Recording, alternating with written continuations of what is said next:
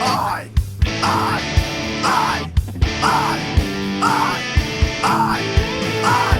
He got fired from Kane, now we ain't got no shame. So we started a pod, Chuck Yates needs a job. Hey everybody, welcome to Chuck Yates Needs a Job, the podcast. Very fired up today. We have on as our guest, Deanna Zhang of EtechMonkey.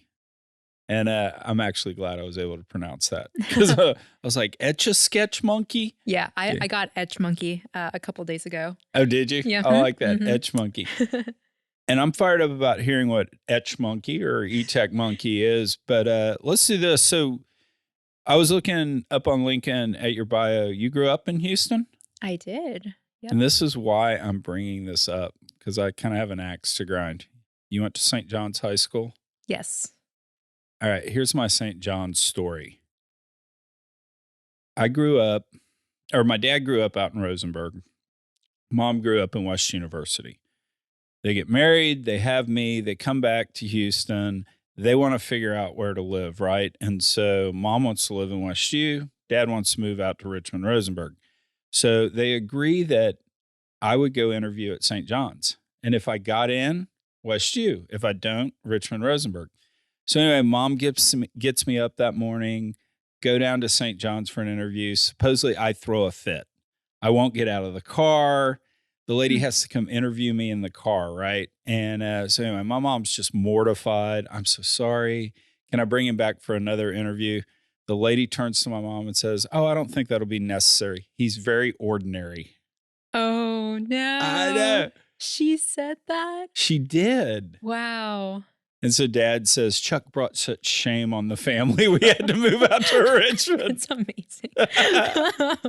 So congratulations on getting in. Thank you. Yeah, no, it was quite a process because I did public school up until high school. And so I went through the application process in high school. And I remember being very nervous for the interview. But Right. the lady I talked to was very nice. And Well, you probably kind. you probably talked to Myrtle Sims. I mean, I think Myrtle Sims was she was the longtime admissions person there. Anyway, she was great. Normally, we don't talk about high schools on. Yeah, that's okay. But I just had an axe to grind, and I wanted to make sure I threw that in. So you went to Yale. Yes. Yeah. Tell me about that. Why did you go to Yale? Yeah. I'd grown up in Houston all my life. We didn't really move around too much. We moved once within the city, but that was it. And, I love Houston now, but at the time, I just really wanted to get out of Houston. Yeah. And there are a lot of things that you just don't appreciate as a kid. And then I also, including mom and dad. I think I've got 3 kids that I'm not going to get any of them to go to Rice. So it was actually between Rice and Yale, ultimately for me. And Yale was also my dream school in a lot of other ways. Like I was really artsy as a high schooler, and Yale had a really good art program and a good science program. I was kind of your typical like nerdy artsy kid, if there's a combination of that you can picture in your mind. Yeah. No, I went to Rice. Yeah. I was like, yeah, exactly. So I used I to think joke I was king of the nerds. Yeah. So I get it. I just didn't have the artsy side. yeah. Can't carry a tune, can't play an instrument. Yeah, I was visual arts. But yeah, personally what factored into the decision was really the desire to kind of try something new and getting out of Houston and being kind of independent in another city. Yeah. And so it was a great experience. I don't know. I kind of feel weird about college because I was still growing up in a lot of ways. And it was a great experience. But it now these days, it kind of, it's like a blur to me. Yeah. It's almost like I had amnesia throughout the whole Right. thing. Like there's bits and pieces I still remember, of course, but it just went by so quickly. I Yeah. don't know. They say time is supposed to move. It's supposed to move quicker, right, as you get older. But I think that period in my life, I was just doing so many things that it was all a blur. Yeah. No, I think my college career was like that too, except it was alcohol induced. Yeah. So I mean, Yeah, that it wasn't for me. Like I didn't drink too much in college. It was actually at TPH when I had a lot of my firsts in drinking. not okay. We're going straight there. So how does artsy nerd person make it into energy investment banking? Yeah.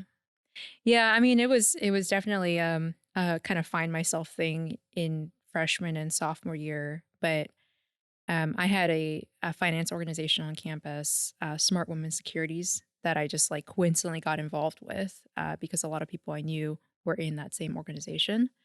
And they kind of pitched it as like, okay, well, like in the future, whatever you're going to do, you're going to need to know how to like manage your portfolio. So come like take this seminar and be part of a group. And it was a very low commitment way of like feeling like you were doing something productive with your off time out of Right. classes. And also I was just hanging out with a lot of my friends that were also in the group. And so I got involved with them, and that was like the inroads into kind of this world of finance. Um, and so I was still taking science classes and everything. And I actually did an internship with um, a biotech company uh, after my freshman year. But I realized in that process that, especially small companies, like the biotech world was fraught with not so great business models, and there's just like a lot of it was things were a little bit slower in a smaller company. Yeah. So were you a biochemistry major? What were you majoring in that was I was actually thinking about chemistry, and so I took basically, if you looked at the pre-med course packet, I like right? took most of those classes, um, with the expectation that I would be doing a chem major or a bio major, and maybe working up towards medical school later on. There's like a lot of things I was thinking about back then. But then I got involved with this finance organization, and then I started to learn a little bit more about that, and ended up actually just really liking it. And then I was like, I think science is really interesting, but maybe I need to think about learning something that can also help me with on the finance side. And the natural sort of major back then and still is like econ at Right. Yale, because there's not really a finance major you can do. Um, but then there's this little department on on kind of the math and science hill up there on Prospect Street, called the statistics department, and I got to know the professors there really well, and it was really tiny, and it was also only like 10 credits. I was like, that's my major. So statistics. Statistics. Yep. So you're in this finance club, and do you do the whole thing your junior and senior year in terms of interviewing? It's every bank, everybody on Wall Street, and you were going to go be an investment banker. I did that, yeah, pretty much all of junior year. I had decided at that point, after my sophomore year, I did an internship at an investment management firm in St. Louis. Really random, but it was Which one was that? it was Acropolis Okay. Investment Management. Hmm. But which was awesome. They are so nice, and I had an appreciation for St. Louis that I carry with me until today. There you go. um, I will say this: I've been to St. Louis a few times, had an LP there, so I'd make the pilgrimage periodic. That arch doesn't look real. I mean, you stand, across the street, and it looks CGI generated. yeah, yeah, and there's also they have the biggest park I think in the U.S., or it's a park that's bigger than Central Park, and I'm forgetting the name now. I think it's like Forest Park or something like that. Um, but I would go there almost every day Yeah. after work, before work.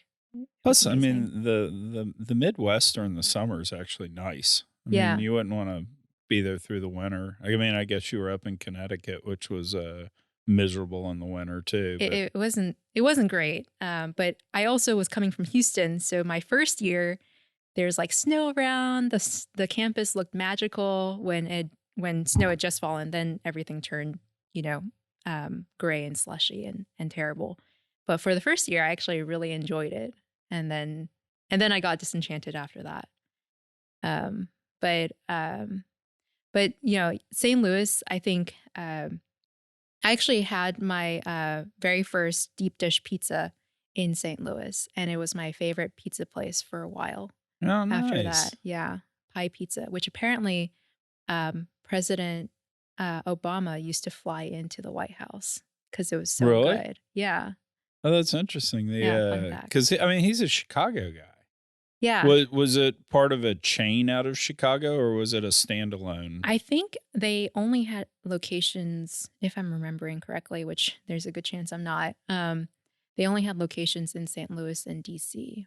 Oh, gotcha. Mm-hmm. You're only disparaging a president of the Yeah. United States on the Global Digital Wildcatters Oh, yeah. Network. It's so you go through your interviews. Is Tudor Pickering Holt one of 15 offers that you had? Were you lucky to get that one? What?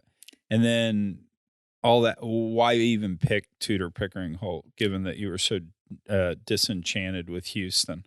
Yeah, I actually interviewed for New York that junior summer and ended up at Barclays that junior summer. So I Okay. didn't even intern at TPH. And so I went with the crowd on that one. Had a ton of interviews with a lot of different firms, but ultimately Barclays had the largest Yale alumni contingent. So it was easier to get in, and it was also there's just a ton of support internally. And then I actually ended up placing into the chemicals group for my internship. So it's going back to like my love for chemistry, and it was within the natural resources group at Barclays. So Was it's that kind of corporate related. finance? So It was you were in investment banking? yeah, it was the coverage group Okay. over chemicals. And I mean it was great. Well, summer internship's the best. They don't actually expect anything from you. Yeah. You know, they're wooing you to come work for them after you graduate. Yeah, I'm actually like I'm surprised the drinking didn't start there. But anyway, there was some, but I think I was pretty laser focused on, getting an offer and being good. yeah, that's probably smart. I'm actually pretty impressed with what interns do these days because my internship, half of it was shadowing. So I Right. would sit behind an analyst. Her name was Alice. I would sit behind her on this yoga ball that she had at her desk and just watch her model like Oh, for really? hours on end. Yeah. I mean, because I don't think that was like a universal experience, but for some reason they decided that's what I was supposed to do. So you walked out with killer abs and, Yeah. and an offer for full time. Right, burning that extra 3 calories an hour. Perfect. There you go. So you roll into senior year, you get the offer from Barclays, various others. How do you wind up at Tudor Pickering Holt? Yeah, so I got the offer from Barclays and I was kind of looking around, and then um I had actually kind of tried to interview for TPH for the summer internship. But by the time I had even contacted the recruiter and the one person I knew over there to kind of go through that process, it had already ended. What I hadn't realized was that Houston's cycle is like 2 months earlier than the New York cycle. So by the time I had started my actual interview process, like they had already gotten all their interns. Gotcha. So after Barclays, like I think I was trying to decide if I wanted to take the offer, and what they had told us is that, um, you know, it's if you had a good experience and if the group liked you, there's a good chance you'll be back in that same group for full time, but it's not guaranteed.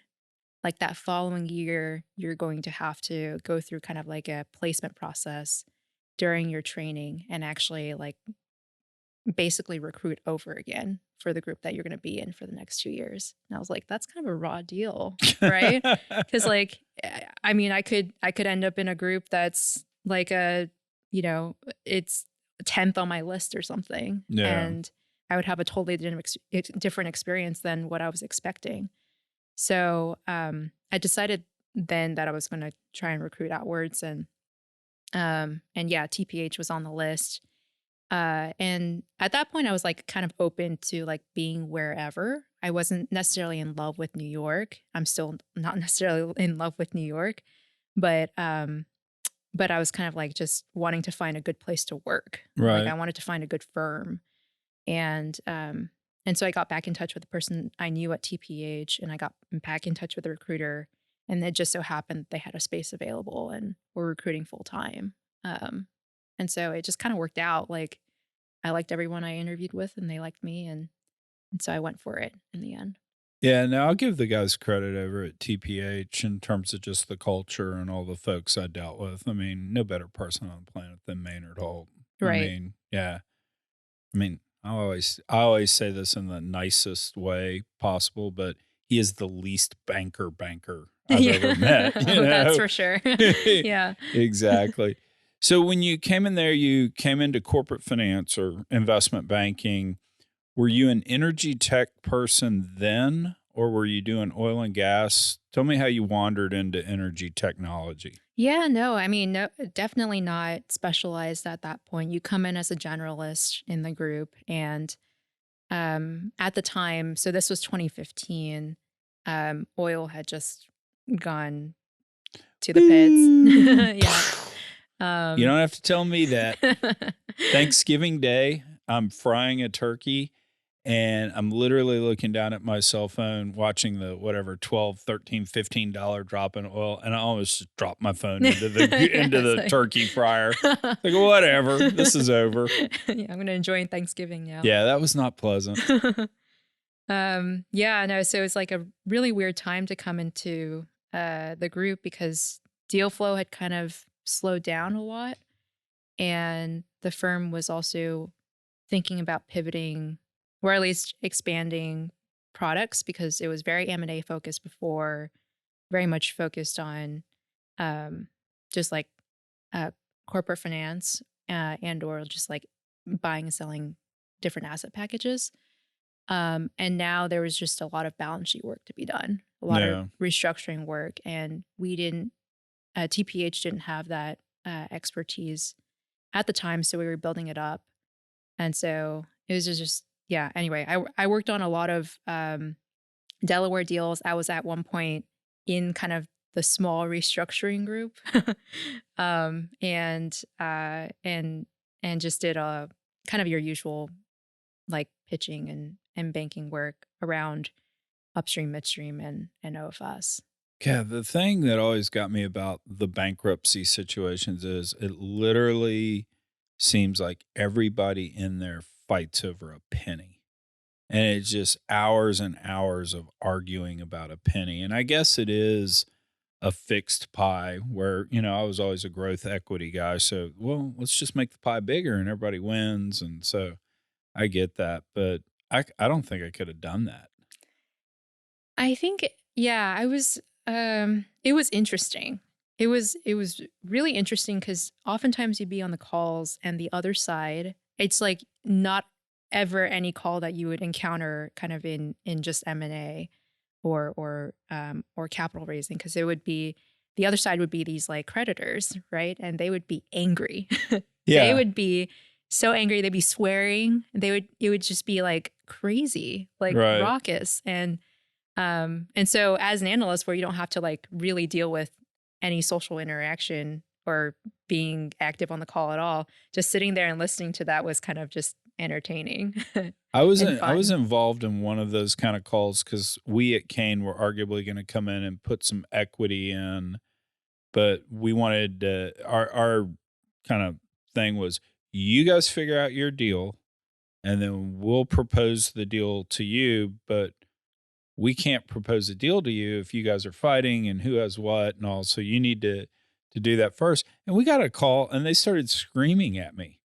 And I like, hey, I get that somebody did you wrong. I know for a fact it was not me. Yeah. I had nothing to do with this. Yep. Yeah. And so, yeah, they're just angry people. Yeah, yeah. And so I don't know what type of personality you have to be to kind of be like in restructuring forever. Like a lot of Oh, bankers do really well at that, but you kind of have to just be okay, I think, getting yelled at and be like even keeled and able to have like a thick skin, maybe.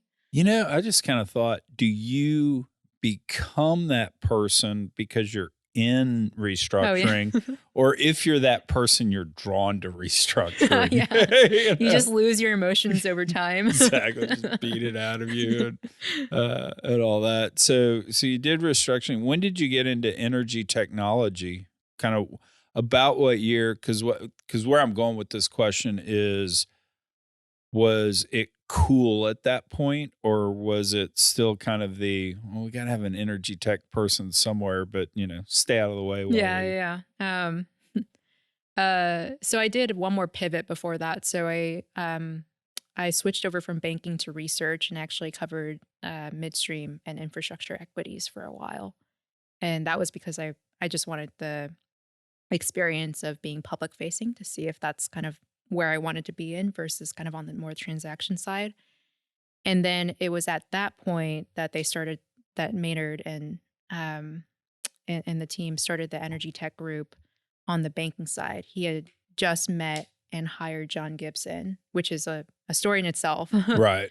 um, but he hired John on the banking side, and he needed somebody on the research side to start writing energy tech research.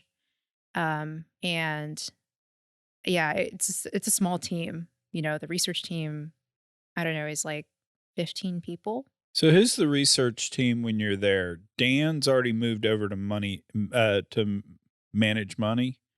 Yeah, so Dan wasn't part of it, although we still had his like original like checklist for the morning note Oh, nice. that was sent around and everything. So he was just kind of the legend that just left. And So is Dave Purcell Purcell was there. Yeah, Okay. Portillo was there. So I was part of infrastructure. So it was Colton Bean was the one that I worked with the most. Gotcha. And was Mark Meyer there? Mark was the head, yeah, at the time. I'm on a run of Tudor Pickering Holt alums on the podcast because I've had Brad Olson and Mark Meyer and Yeah. now you on. So We're everywhere. yeah, exactly.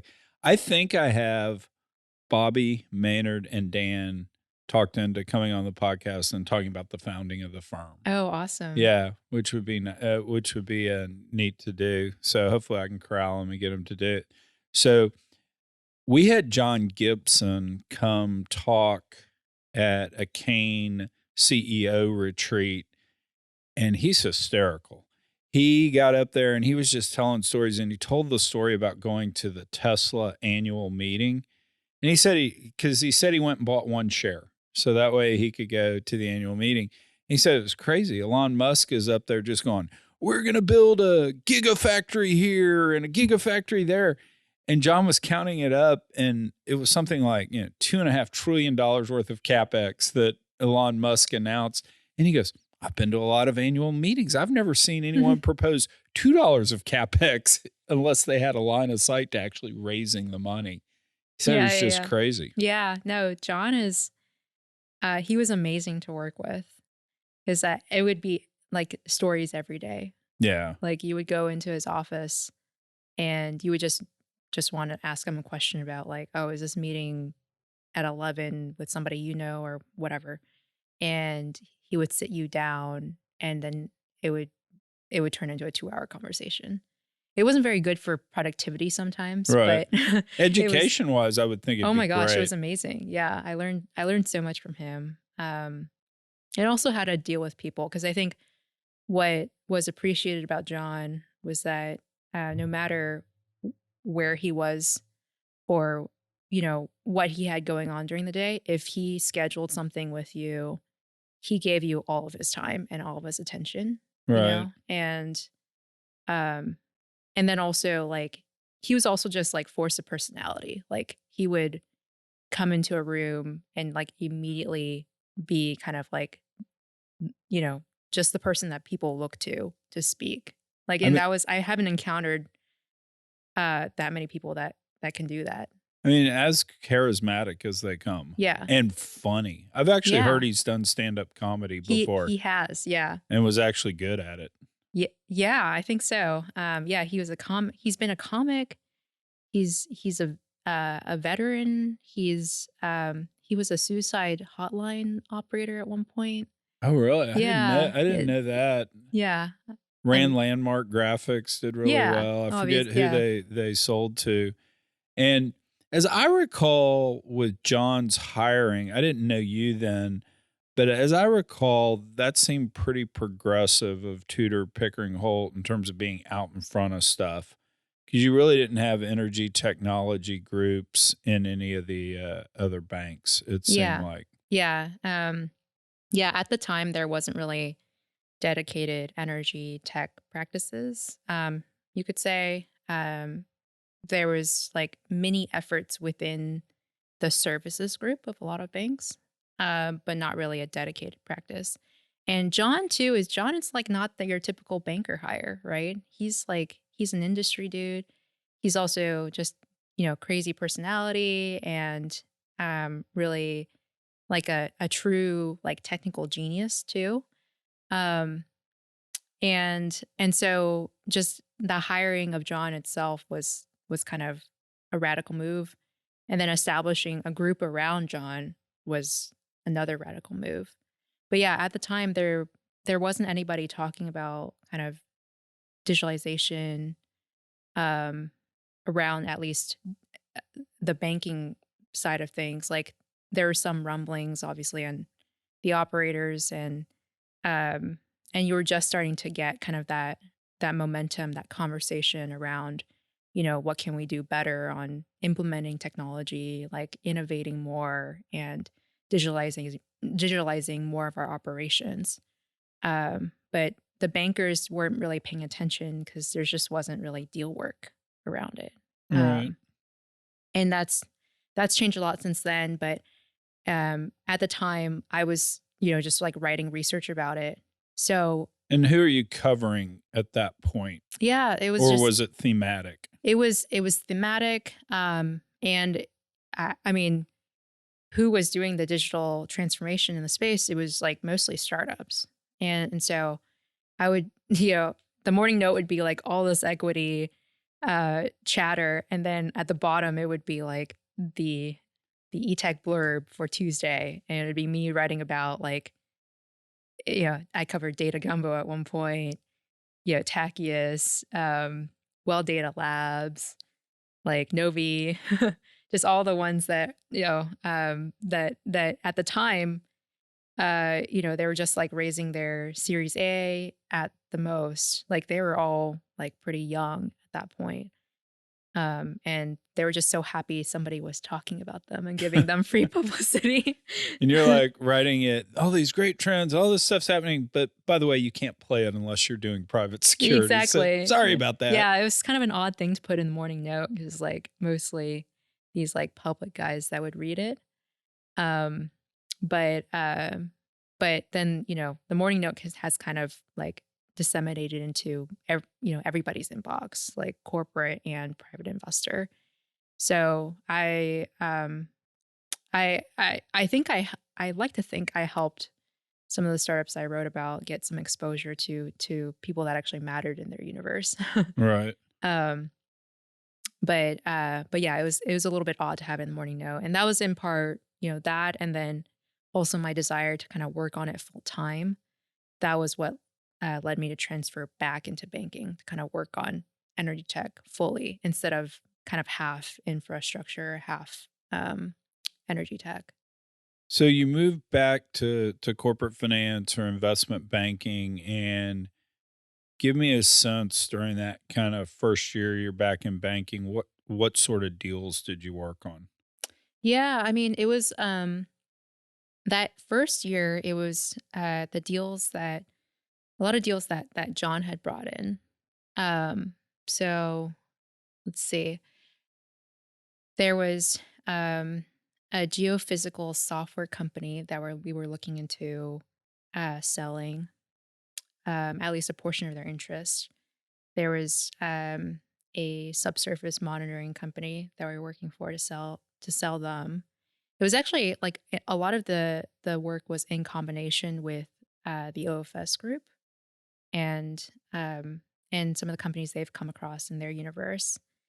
Um, and then it kind of evolved from there. Like then, So like we what year started. is this? This is 2018 was when I So entered this the is 2018. Is there any mention of carbon in any discussion you're having? This is just we're not going to do buyout and oilfield service. We're actually going to create some new technology. Because Yeah, we're no. 10 years behind the rest of the world in terms of using computers and the internet and Right, stuff right, like right. that. Yeah, no. 2018 there wasn't any real mention of carbon. I would say like the one thing I would say to that is like John and Gary both. So Gary Morris joined the group not long after John did, and he's also like ex uh, corporate guy. Was at Halliburton for a while. He was the CFO of Halliburton when Dick Cheney was the CEO, and did a lot of tech things afterwards. But both he and John like have always had an interest in kind of this hard tech. And so I think for our 2018 conference, our disruption conference, we had some of those technologies in there, but all the deal work we were doing was definitely all like technology facing oil and gas. Um, and and then that following year, 2019, all of a sudden, like CCUS started coming up more and more. And I remember there's like one article that John wrote about how the industry needs to pivot from being an oil and gas industry to being like an atmospheric monitoring and carbon monitoring industry. And that was like it was kind of a revolutionary thought at the time because it was nobody was really thinking about it at all. And I remember he was talking about how he got some comments on that article that weren't so positive after it came out. From Maynard and Bobby And and Chad and everybody no, Maynard internally. loved it. Maynard's always loved it. Like when hydrogen became a topic, he was like one of the first ones to jump on that too, like to make sure that we were spending time on it. So yeah, 2019 was kind of a little bit of the year that things started changing. It felt, so in private equity world, we raised Kane Anderson Energy Fund 7 in 2016. And that was the largest private equity fund ever raised in Kane history. It was just over $2 billion. It was way oversubscribed.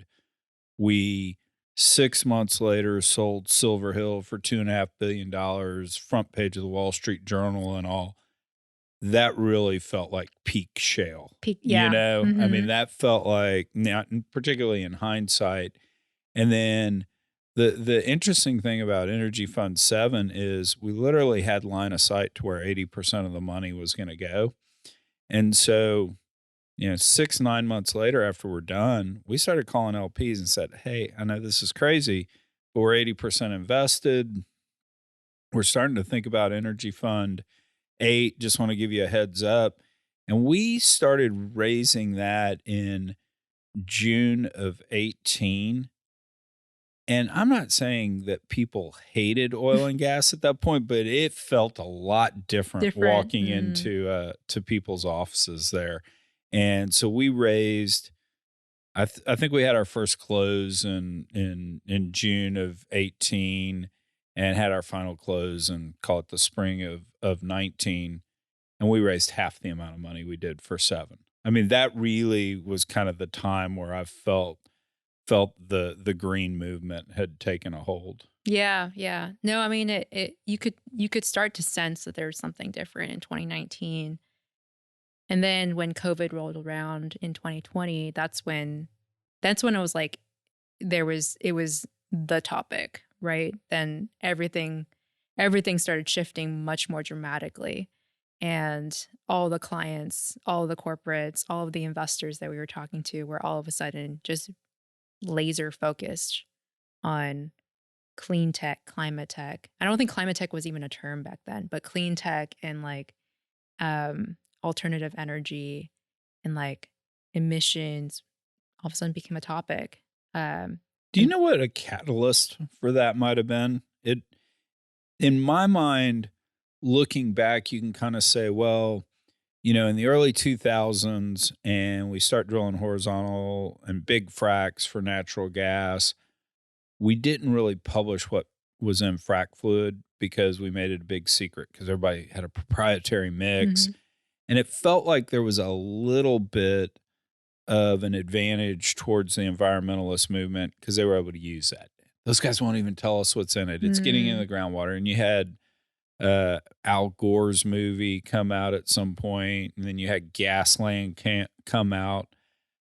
But it always kind of felt like that was on the periphery until, like we were talking about, you know, kind of 2018, 2019, and it just seemed to hit. Was there an event, or was that just I was blissfully ignorant in oil and gas land, and all of a sudden I woke up?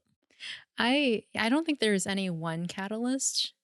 I think it was several things. I think when oil went negative, it wasn't a good look, right? In general for the investment world.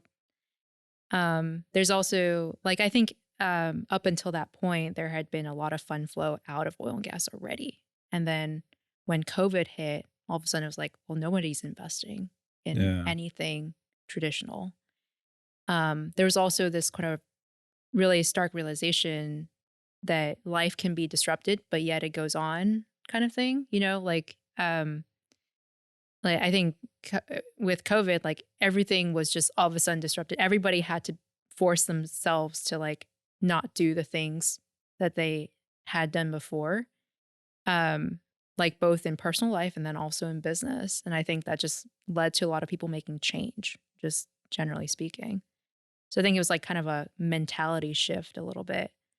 Um, and then also the whole, you know, SPAC movement helped that, helped the investing side a lot because the private markets at that point had dried up.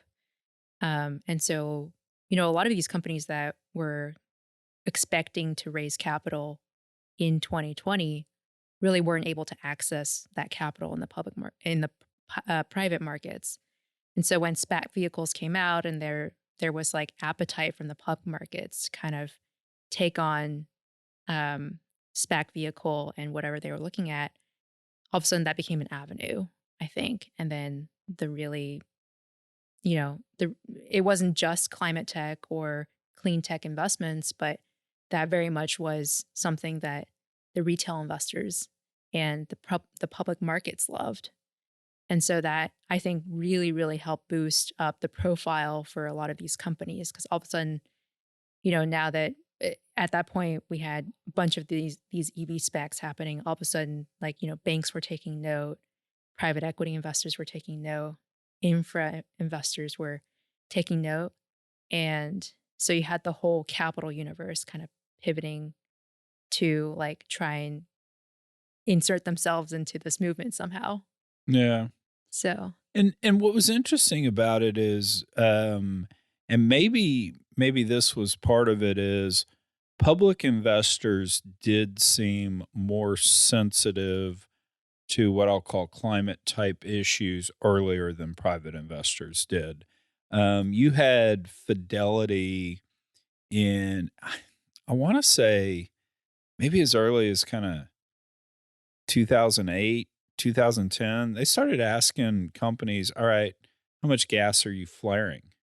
And mm, questions like that. And so the public side of it became sensitive, and maybe that's because the public side of it is more in tune and with the general population than maybe private investors are. And so, because I do think one of the things that happened in SPAC world was there became a clear line drawn that if you are furthering the development or the life of hydrocarbons, we're not going to de-SPAC you. We're not going to invest in that. And so that's interesting. I hadn't thought of it that way because the SPACs pop up. They're willing to invest in EVs, climate tech, all that sorts of, in effect, play venture capital for it. It may have even made our oil and gas capital issue worse because, okay, we have a place we can go play now. Right. We don't have to play in oil and gas anymore. Right. There wasn't, I mean, I think there's just, there was just such an easy economic pathway on the SPAC side. If you IPO'd a SPAC, it would cost you like what, $8 million maybe. Right. You can make 20 times that easily with your investment, right? And so there was just such clear line of sight to making money in that route. And then, there's this thought that like, okay, so if I find a company that's pre-SPAC and I invest in them, then that's another way I can, potentially create this growth portfolio. And so there's a lot more interest in the companies that were, that would be a SPAC candidate 1 year or 2 years down the line too. So it kind of trickled down. Yeah.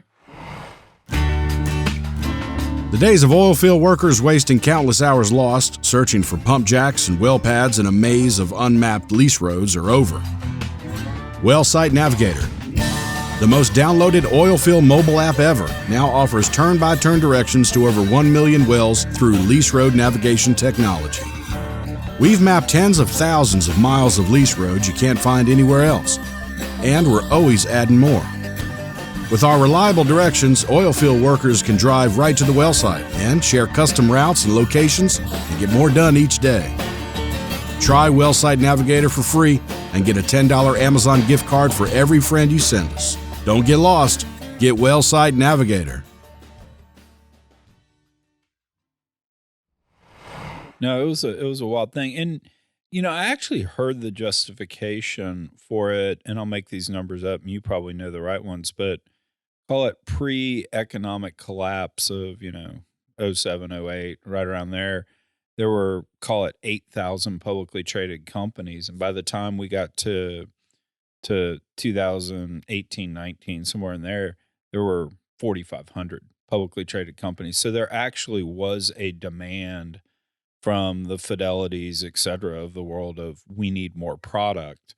And the other interesting things, and obviously COVID caused the M&A market and the private market to dry up. So you had obvious targets that needed capital, needed liquidity, whatever the case. The other interesting thing I heard about this that I didn't fully appreciate, because everybody says, oh, the SPACs have done horribly. You pull up the list and they've all lost money. I have heard, though, that if you view it as a venture capital portfolio, we're going to have a lot of losses, but we're going to have our periodic home run that's going to pay for everything else. If you total all of that up, the SPACs have actually performed. But it's one home run carrying 9 losses. Yeah, that's really interesting. And like most things I do, I just espouse it and don't actually run any math or dig into it. But I believe it. I mean, I think the SPACs have done for climate tech and clean tech and energy tech, whatever you want to call it, have done for this space what the dot-com boom did for tech, which was it has subsidized a lot of tech development and has put funding in places where there wouldn't have been funding in a normal cycle. So, I think from that perspective, it was almost necessary for us to kind of go through that. Going through that, I guess it's still going on. right. But it's something that I think we'll need to see actually more of, just that kind of mindset of like, we're kind of in this place right now where we have 20 years, right, to 30 years to reach our net zero goals. And if we rely on kind of the traditional funding ecosystem, I just don't think there's enough urgency to get there. There's, it's almost like if you're playing basketball and you're trying to shoot a hoop but make it every single time, you're not going to shoot as many, shots, right? Right. And maybe you'll make it every time, but you won't score as many points. Whereas like, those games that they have in kind of your bar where it's like, you shoot as many Right. balls as you can and you just try to rack up the score as much as you can. I think that's kind of where we are in kind of achieving net zero. It's like, it doesn't matter how many shots we take. The end goal is like how many points we get. Right. Right. So we have to be taking as many shots as we can. So I think we'll need to see more of those vehicles come So about. so back in the day, the Rockets had periodic runs where they were just really bad. Back in the 80s, they'd have the worst. They had the worst record in the league 2 years in a row, and led to Akeem Olajuwon and Ralph Sampson getting drafted. But there was a player in the NBA named Lloyd Free. He changed his name to World B. Free. And World B. Free's deal was he signed with the worst team in the league every year because he just liked to shoot. So he would want to average 35 points and go 12 and 70 during the season, Wow. as opposed to be on a winner and maybe score 12 points. And so anyway, he was with the Rockets, and one of the sportscasters was being a little snarky, interviewing him, and said, World, how do you know you're in range for your shot? And his response was, when my Mercedes-Benz pulls into the parking lot, I know it's time for me to start shooting. So we need more World B. Frees. Right. And I hadn't thought of this. I'm glad you brought this up because I lived through the .com bubble back when I was at Stevens, because oil and gas was at oil was at $12 a barrel. So I ran around and Googled. I didn't even Google. I probably Yahoo'd, or because Google wasn't even around, Alta Binged, Vistas yeah. or Ask Jeeves or Yeah. whatever it was. Dogpile. I tried to find every company that was internet or .com related that had something to do with a hydrocarbon. And I would go call on those folks. Stevens had a really good internet analyst, Brad Eichler. And so I was doing that for a few years through the .com bubble. So I had experience with it. And the thing I noticed is you had a massive amount of capital come in. You had massive value destruction. But at the end of the day, if you looked at the business metrics, the number of web pages was doubling every 6 months. The number of people on the internet were doubling. Costs were coming down as you had better transportation and like. And so the destruction of value did not mean that the .com phenomenon wasn't going to become part of our daily lives. And it's almost, that's what you're saying on energy tech. I mean, we may lose a lot of money in this whole bubble and all, but at the end of the day, to get to where we are striving to be in 30 years, we're going to have to do that. Now, do you actually think we can get to net zero in 30 years? I think, are you talking about as like... And this, by the way, is going to be on the web for the rest of time. Your children, your great-grandchildren, right. all are going to be able to see this. Right. No, I think as an industry, I think we can get to net zero by 2050. I think it'll take carbon offsets, a lot of carbon offsets, a ton of unrelated carbon offset projects. But I think we can get there. I think there's sort of a definition issue too. When you're talking about scope 1 and 2, that's very achievable in my mind. Like, I think those are smaller numbers and we're already making the operational improvements. And we also have, I think by 2050, enough carbon offsets to be able to get to net zero on those two scopes. Scope 3 is a little bit different. Scope 3 is huge for our industry.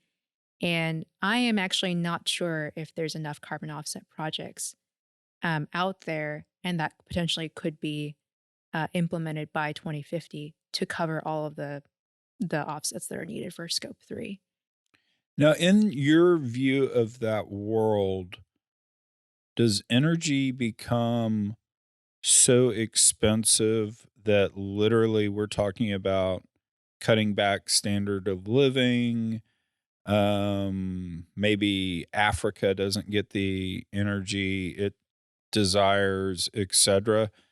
Um, does that question make sense? I mean, Yeah, if I we're talk gonna about hit if we're going to sacrifice humans' prosperity right in our to quest. be able to do that, yeah, Yeah, I don't think so. Like, I'm optimistic about that. I think one, I think everybody's kind of on the same page that there's no blatant sacrifice of prosperity that makes sense in this sort of like goal to reach net zero, decades away.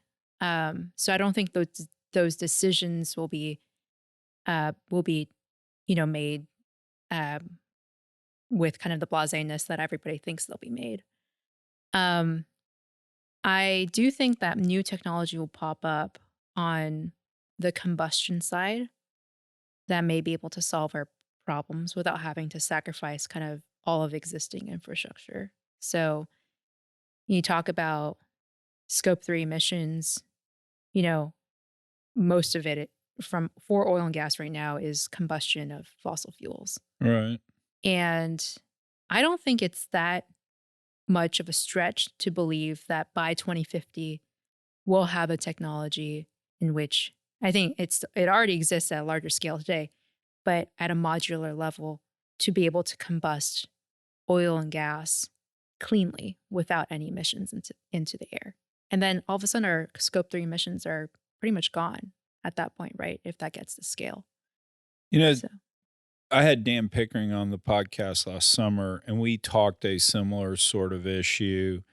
And I think that's where Dan and I both shook out that at the end of the day, it's got to be, and I'm going to use this term wrong, but carbon capture of some sort, um, that's going to be able to get us there. And it's a technology that maybe is bouncing around in a lab right now, but I haven't read about it yet. yeah. And I, a lot of what we focus on as an industry, the oil and gas industry focuses on is um, the sort of industrial side of carbon capture. So, how do we apply it to your ethanol or your ammonia facilities or your power gen facilities? And we don't really talk about the consumer side of things, which is really what's driving our Scope 3.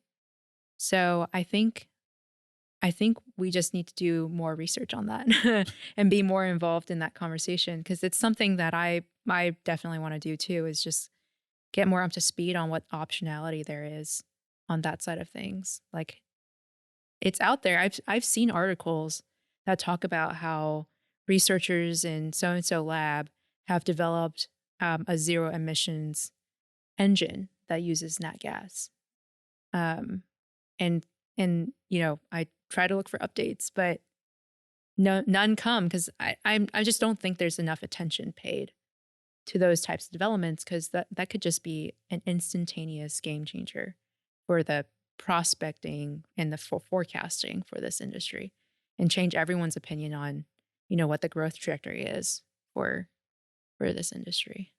Yeah, because I think what's lost on a lot of this is we talk about how we're going through an energy transition and all that. And I mean, 25 years ago, we got 79.4% of our energy from burning hydrocarbons, and today it's 80.2. So we haven't transitioned. Yeah. We've just needed more. And this is the thing that gets me is I've become a big Bitcoin believer. I mean, I truly think that's the much better store of value than gold.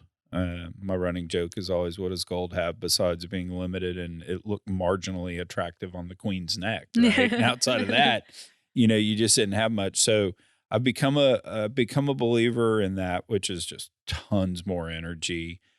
The metaverse, Colin and I were talking about this on the BDE show last week.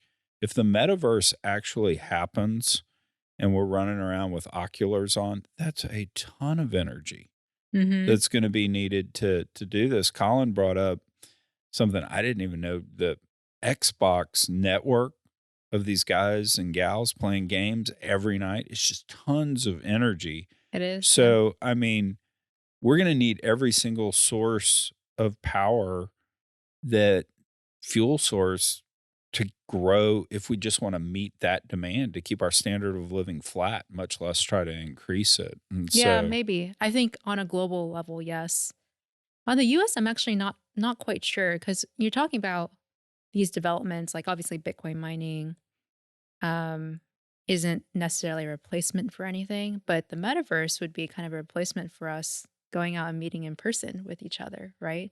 So there would be kind of a reduction in emissions from Colin and I not. kind of talked about that, and we didn't get into it as deep as you and I are talking about it right now, but we were thinking that it was actually going to be supplemental, that Mm, maybe the metaverse is not replacing your, once a year ski trip, your once a year trip to the beach and all, but maybe it's replacing watching reruns of The Office right. on night, and so that it potentially is supplemental in nature as opposed to replacing. And so it just means more energy. Yeah, that's true. I guess you're not going out for groceries on the metaverse, and that's replace and having magically bringing groceries in from the metaverse into your home. So you still have to do kind of your basic day-to-day things. I mean, Colin talks about because what's it called, an ocular? Yeah, an Yeah, Colin got Oculus. an Yeah. Oculus for one of his kiddos. He was sitting there playing ping pong with a friend. And I Yeah. mean, he's like 25 minutes later, he's sweating because he's Yeah, bouncing yeah. around. And he says it's gotten that real. And I was sitting there telling Colin, I go, I don't know what you're talking about. I messed around with VR with one of my kids. Well, that was 5 years ago. Yeah. I bet it's gotten a little better Yeah, yeah. since then. Yeah. So this is what I find really interesting is, so you're in the middle of energy transition. You're at Tudor Pickering Holt, this great firm, doing all this, and you decide, nah, I'm out. Yeah. I quit. I was part of their great resignation, I guess you The could say. great resignation. Oh, Yeah. there were a lot of Well, resignations. generally speaking, I think there's been just a lot of resignations across just the world, Right. across every single industry. And I think it's and I'm not too well read on it, but I think it's because so many people have like taken a look at what their life was like before COVID, taken a look at what their life was like after COVID, and have found that there might be, kind of a better option out there. So it just made people relook um at what they want to do. And that definitely happened to me. So I mean, I was I've been in energy tech for a couple years now, completely dedicated, which has been amazing. Like there really hasn't been another firm that could have offered me that option. Um and and I've done well in it, and I've met a lot of great people. But kind of in that process, I realized that I there's just not enough bandwidth to do what I want to do. And um I also was just getting behind in everything, if that makes sense. So Yeah, no, I think y- because, you hear the battle about Republicans saying, oh, if we're going to continue to pay people, they're not going to work and all that. I think that's way oversimplifying and totally misses the point you just made in terms of a reexamination of life and all that. I mean, look at me. I mean, I ain't gone back to work. And I told my parents the other day, I was like, man, I moved back in with y'all before I get another job because working sucks. And so yeah, no, I totally see that. So what are you doing with that? yeah. Is that EtechMonkey? Yeah, so I started this blog called EtechMonkey, And it's really kind of a journal and a documentation of whatever I'm going to be doing this year. But my goal is it's a couple different things. Like one, I realized I was behind in everything, and so I just need to get caught up on a lot of reading. I need to, be thinking about a lot of things, and charting things out, and just spending time sitting in my room and just solely focused on figuring things out for a while, like figuring things out um, around the macro picture of climate tech and energy tech, figuring things out on where I want to play in it, figuring things on like what the problems are.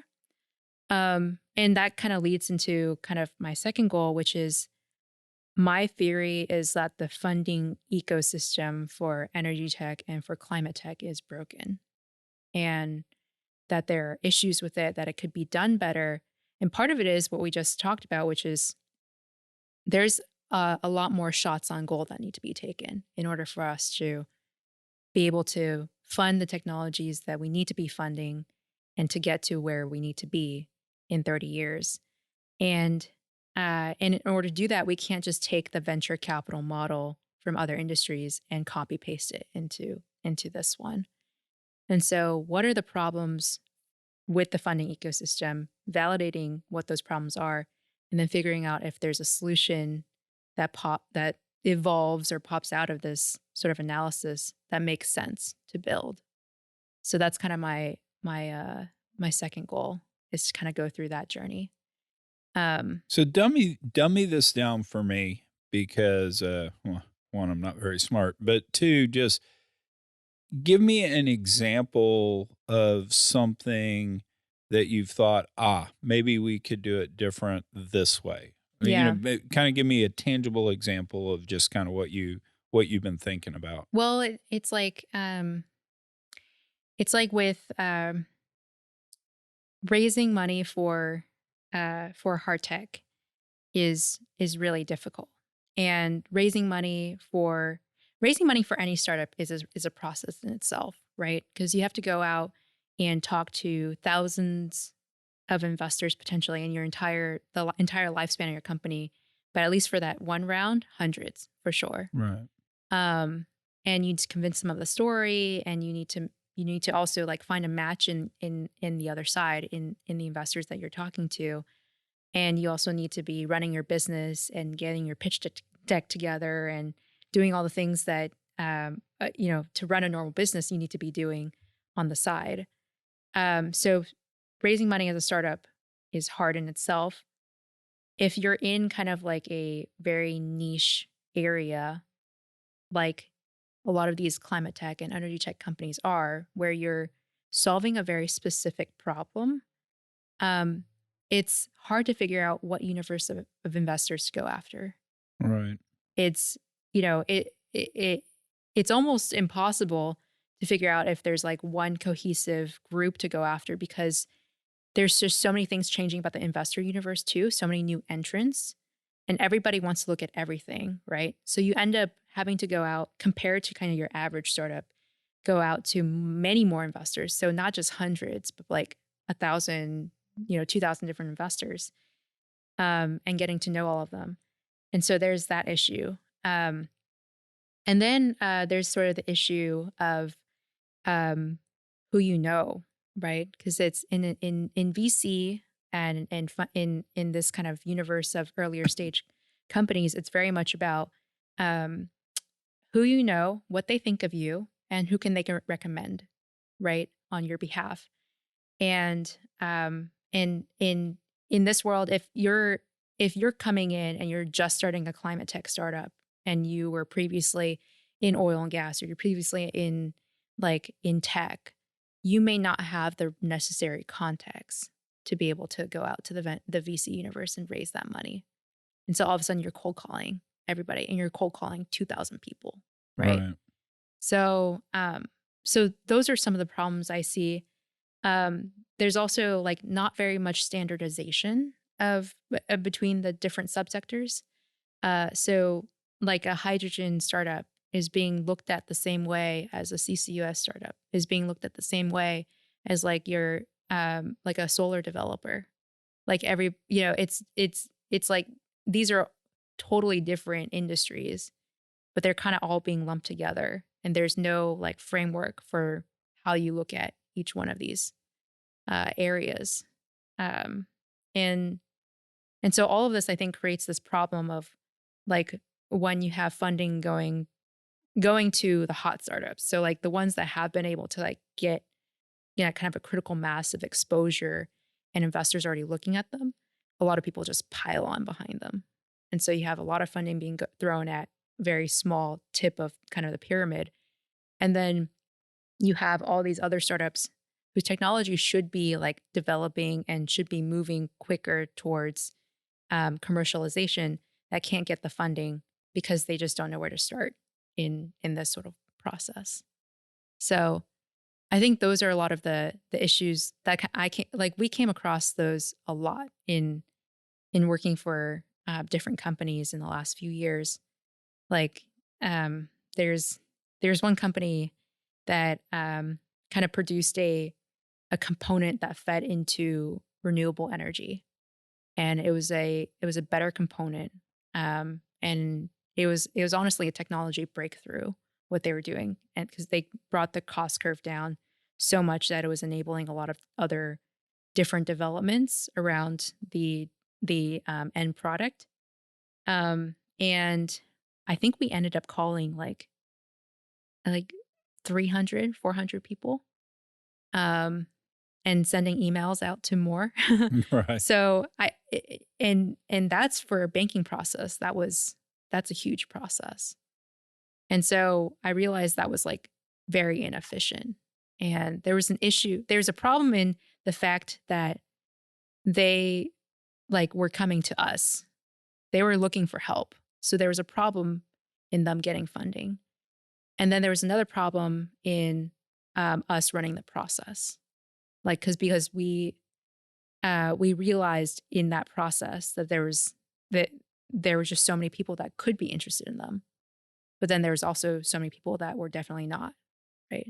And so just figuring all of that out was just, it was just super complex, not something that should be done manually, but it is in kind of the service world. Yeah, no, sitting there thinking through it, I mean, the way we did situations like that way back in the day is you got an assignment, you called and you tried your best to just keep notes Yeah. of what people wanted. Yeah. And then the second assignment you got, you hoped you didn't have to call 300, you hoped you only had to call 290. Right. And, and you kept whittling it down. No, it is a really big problem because the disparate nature of potentially the stakeholders in this. You have everything from government to just people that want to make money, to people that want to make money responsibly as investing, to strategic partners all along the chain. I mean, pulling all that together, you're right, it's gonna be a mess. Right. And they all have different risk appetites, right? Like I think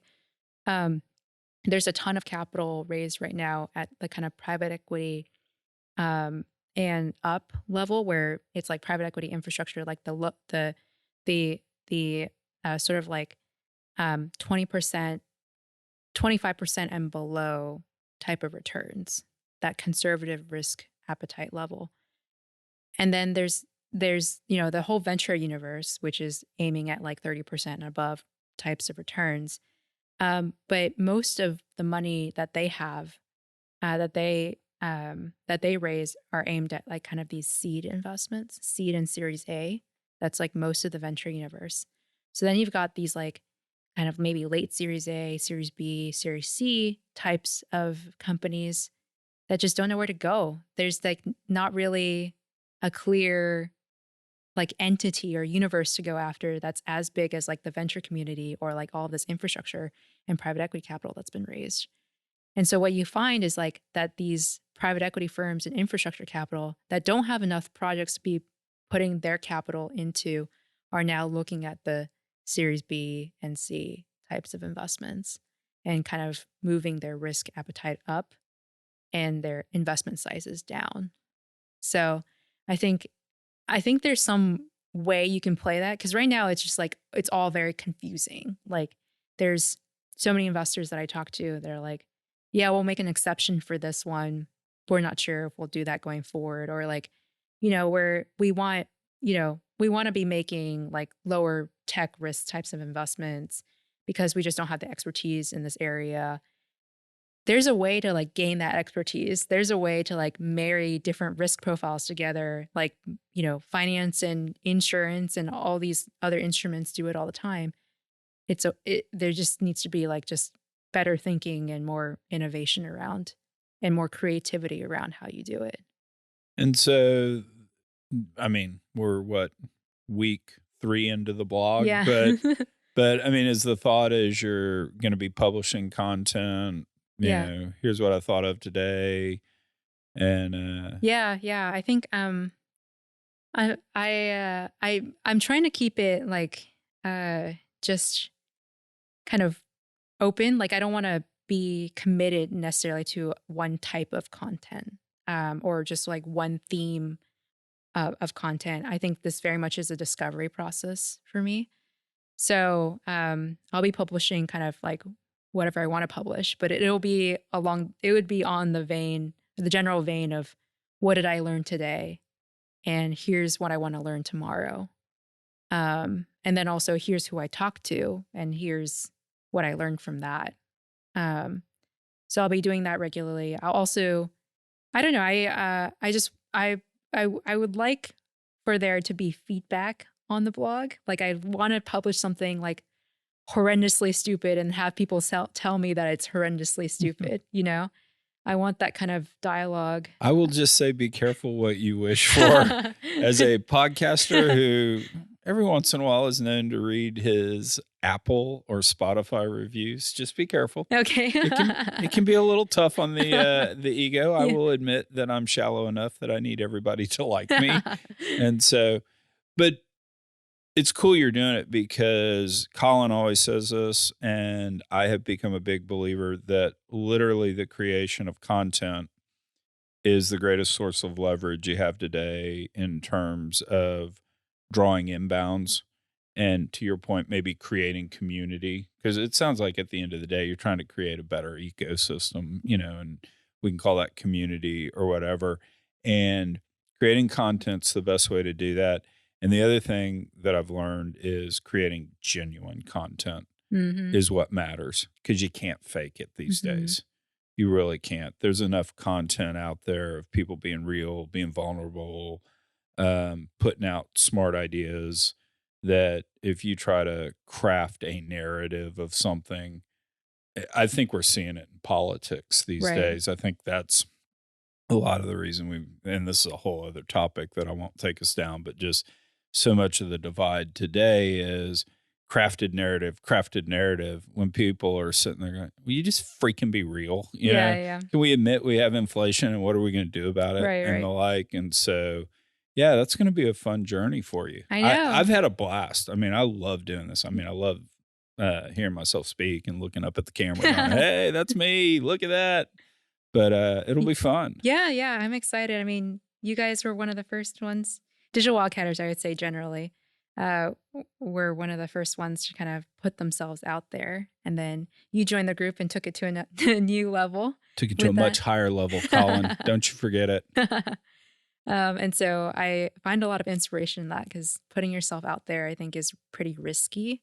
And it's scary. Like, I know sitting here now, like, it's very scary. But I think most things scary are worth doing in the sense that it helps you grow from that experience. So, yeah, I'm excited. Well, and what I've found kind of getting to I never thought I'd relish being the old guy. And, okay, this is crazy. Yesterday at the IPAA Private Capital Conference, I was on the industry veterans table or panel. And I'm just going, how did I become? I'm looking over at Jim Trumbull and Frank Lozinski going, no way near as old as these guys are. But I've actually kind of relished the role of being the old guy. It's fun to sit around here because Colin and Jake are full of piss and vinegar, and they come in, we're going to do this. And I go, no, you're not. And they go, Why not? And I go, I tried it in 07. It didn't work. I tried it again in 11. Didn't work. We forgot and tried it in 17 again. And here's why it doesn't work. But just from the old guy, what I would say is you're never going to regret things you tried and failed. You just don't. You sit around at my age and you go, I should have tried that. I should have done that. And, the big catastrophes you've had, and I've had a handful of them, you look back and you laugh at. Yeah. They're a learning experience. Yeah. So you're smart, you're talented. And if you figure out, in a year of doing this, you didn't like it, Tudor Pickering Holt will take you back. Barclays will take you back. I don't know why you'd want to work for a European bank, but they'll take you back. So yeah, I hope the industry will take me back well, private equity's not taking me back. They've already made that plainly clear. So, but trust me, you're a much better person than I am. Yeah, no, I'm excited. I mean, so the monkey thing. Yeah. Explain the name and then tell me tell folks how they reach you. Yeah. So EtechMonkey.com is the blog. And my email is deanna.zhang@etechmonkey.com. And the reason why I chose a monkey, it's a couple different things. It's like, I like to say, and it's a cliche thing at this point because a lot of people say it, but I'm a recovering investment banker. Like it's, I always said reformed. I'm a reformed investment banker. Yeah. It's a process you go through and you learn a lot from it, but then you come out the other side and you're like, was I a human being kind of thing? Right. Yeah. So like, I think, I don't know, people kind of jokingly refer to bankers as monkeys sometimes. So that's part of it. And then also like, I think, you see a lot of tech companies using monkey too, because monkeys are playful and they're clever and they're also sort of chaotic, which is like what I aim to be in this sort of process. I want to be a little bit playful. I want to be hopefully clever. And I also want to be a little bit chaotic. So, and I think that'll be a challenge for me because look at me. I'm not a chaotic person.